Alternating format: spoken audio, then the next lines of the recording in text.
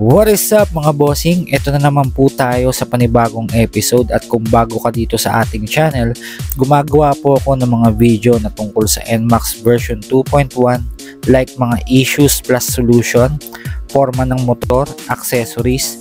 Nagsishare din ako dito ng mga Shopee links, budget meal na pyesa. Kaya kung trip mo ang mga ganyang video, mag-subscribe ka na sa ating channel. So mga bossing, ang pagtitripan naman natin na i-upgrade dito sa ating NMAX is itong ating mga suspension. Uunahin lang natin itong rear shock, then next episode gagawa natin ng sariling content itong ating front shock.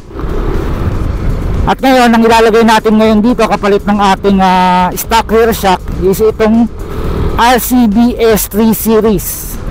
So maganda rin ang forma nito, kulay dilaw yung napili ko. Maganda to mga bossing kahit walang baso. So ito po yung nagustuhan kong ipalit sa ating stock. Ang RCBS series ay may adjustable spring preload, same ng sa RCB MB2 series na debaso. Bukod sa tangke o baso ni MB2 series, nagkaiba lang sila sa laki ng damper piston. Kung si MB2 ay may 30mm, si S series naman ay may 35mm. Pero syempre may factor pa rin dun yung baso ni MB2. Ang adjusting nut nito mga bossing ay alloy, so dagdag pogi points to dito sa ating suspension. Sa piston naman ni S-Series ay may laki siya na 14mm. Malaki ng konti kumpara sa 12.5mm ni MB2. At ito ang pinaka nagustuhan ko sa specs nito ni S-Series. Merong adjustment yung rebound niya. Biruin mo sa ganung halaga, kompleto na, adjustable na yung spring preload, adjustable na rin yung rebound niya. Ito yung wala sa MB2. Disclaimer lang mga boss, hindi ko naman sinasabi na mas maganda tong RCB S3 series sa RCB MB2 series. Kumbaga depende pa rin yan sa pangangailangan o yung gustong specs ng rider. Depende yan sa kung paano niya gagamitin. So hindi ko sinabing mas maganda si S3, nataon lang talaga na ito yung mas nagustuhan ko at ito lang yung alam kong pwedeng mabigyan ko ng comparison. Alright? Mga bossing, introduce ko na din sa inyo itong bagong online shop sa Facebook na nag-o-offer ng magandang quality na sapatos sa budget friendly na price. At kung gusto mo ng discount, screenshot mo lang itong pinapanood mo ngayon at bibigyan ka nila ng 20% discount. Nasa description nitong video ang link. Alright.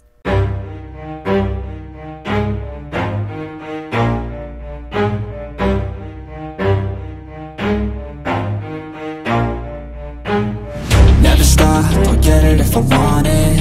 Gotta make to myself a promise. I won't quit, keep going till I got it. I won't give up till I'm on top. Yo, no, I ain't the type to give up. If I do something, man, I do it till I get what I want. I turn a business out of nothing into something I love. I got a poker face, but honestly, I'm not one to bluff. I flip a switch, never miss, man, I always stay up. Don't let them see you, bitch, always have a plan to stay tough. This life ahead of you ain't easy, it was built to be rough. But that's what makes a personality, is tragedy, bruh.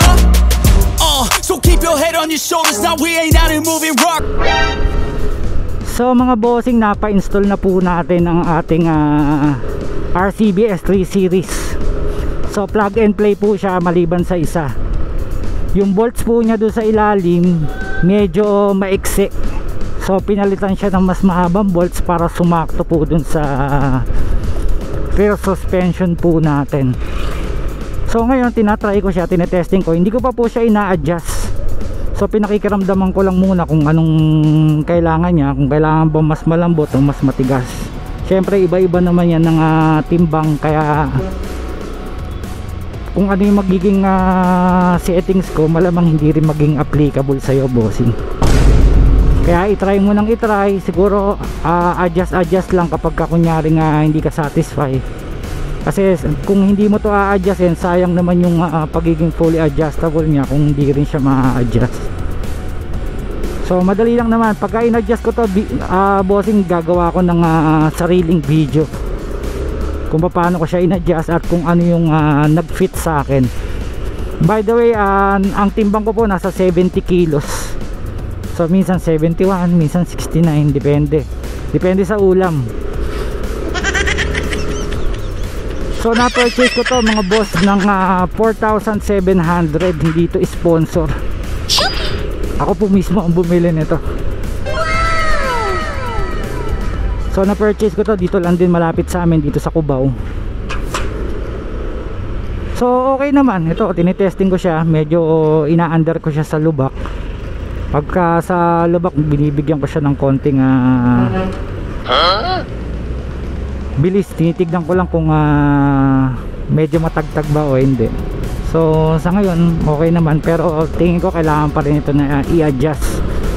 Pagdating naman sa look, syempre maporma pa rin, syempre RCB. So pa-comment down na lang dun sa mga comment and suggestion nyo. So until here na lang mga bossing, magmamadali na ako. Let's go, ulan na naman, mababasa na naman yung motor ko. Hindi ko pa napipicturean. So salamat sa pagsama mga boss. Ingat po tayo lahat. Please like and subscribe. Ride safe po.